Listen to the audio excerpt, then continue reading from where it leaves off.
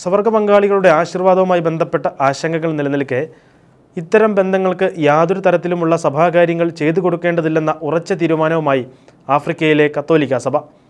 Symposium of episcopal conference of Africa and Madagascar SECAM president cardinal Fridolin Ambongo ആണ് ഇത് സംബന്ധിച്ച പ്രസ്താവന രേഖാമൂലം പുറപ്പെടുവിച്ചിരിക്കുന്നത്.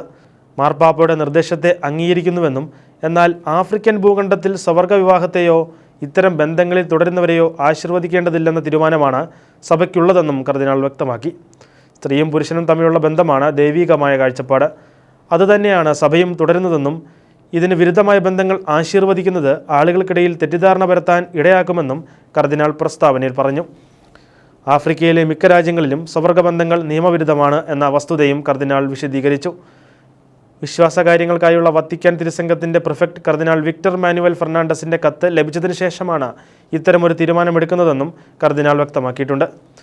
ഇക്കഴിഞ്ഞ ഡിസംബർ 18 സവർഗ വിവാഹ ആശീർവാദവുമായി ബന്ധപ്പെട്ട് വത്തിക്കാനിൽ നിന്ന് പുറത്തുവന്ന റിപ്പോർട്ടിന് സമ്മിശ്ര പ്രതികരണമാണ് ലഭിച്ചത്.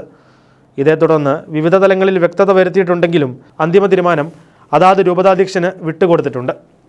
ഇതിൻ്റെ പശ്ചാത്തലത്തിലാണ് ആഫ്രിക്കൻ സഭയിൽ നിന്ന് ഇത്തരമൊരു മുന്നേറ്റം ഉണ്ടായിരിക്കുന്നത്. തങ്ങളുടെ തീരുമാനം വത്തിക്കാൻ്റെ നിർദ്ദേശത്തിന് എതിരല്ലെന്ന് കർദിനാൾ ആവർത്തിച്ച് വ്യക്തമാക്കിയിട്ടുണ്ട്.